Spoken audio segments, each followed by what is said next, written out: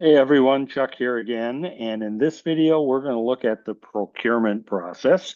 And the screen we're on has got a lot going on, so I want to walk you through it all. You can see we're currently in quarter 6, and that's the one selected here. So just for context here, I'm going to go back to forecasting for a second. And here's the forecast I locked in yellow. If you've seen the forecasting video, we've already walked through this, but this is what I'm going to forecast right here in yellow by region, by product, and then by channel. Okay. So that forecast is what's going to drive what our needs are in procurement.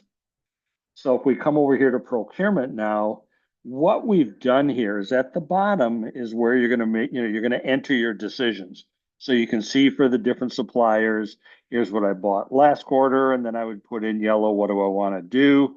How much by air and by surface. But what we've done up on top is we saved you a little bit of the math here. Here is our bill of materials. So we went back and totaled up all your forecasted demands. 143,000 of the smart home assistant, 68,000 of the smart thermostat.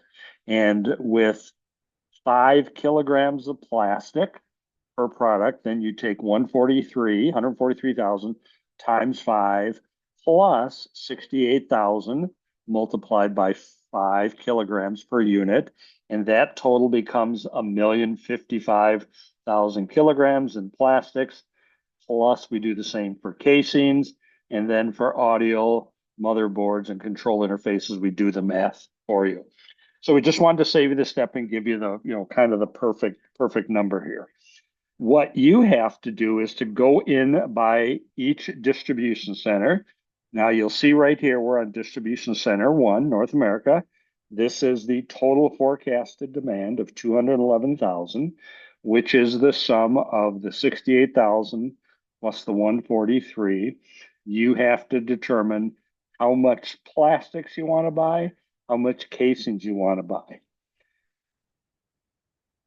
While you start out originally with North America as your distribution center and your factory, you still ship to South America and Central America.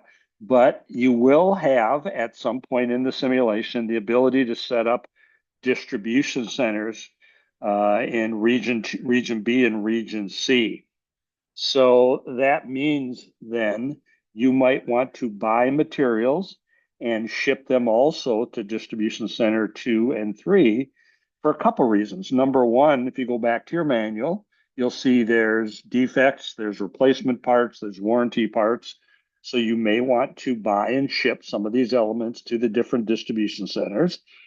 Um, you also, we'll go ahead to the manufacturing for a moment. You will also decide what you're going to build for each of those products.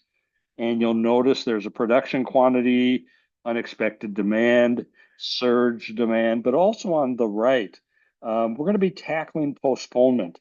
So you can build it in your factory, DC1, partway with plastics and casings, and then ship them to the other DCs, which will be closer to the customers.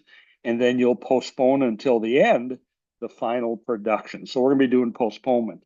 So what that also means, and we can do it for various reasons, and you should go back and make sure you reread the manual on this. But what it means is this: for distribution center 2 and 3, you may want to have suppliers build and ship direct to the DC, either for replenishment, spare parts, warranty parts, as well as postponement production. So if you'll notice my cursor's at it says DC1 here. I'm going to go up here and press DC2. And if you would watch the bottom left, you'll see we're now in DC2. Screen looks the same, okay? And same thing for DC3, okay? So you do have, I'm going to go back to DC1.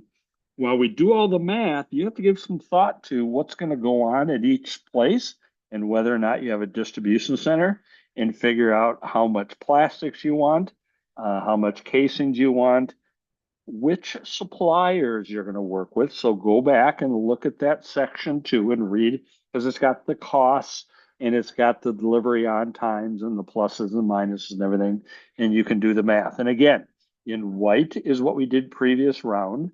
In, this round, you have to decide on, are you going to ship by air or are you going to ship by surface? And you'll see you can change suppliers, you can combine them all on one. You can do some suppliers here, different suppliers for distribution channel or two, totally up to you. So you've got to figure out what you're going to buy from where, how to get it shipped in, and how much that you're going to go through. Okay. And then when you're done, you're going to save it. And like anything else, until the round's over, you can save it and change it and resave it and resave it as often as you want. But that's what's going on within the procurement function.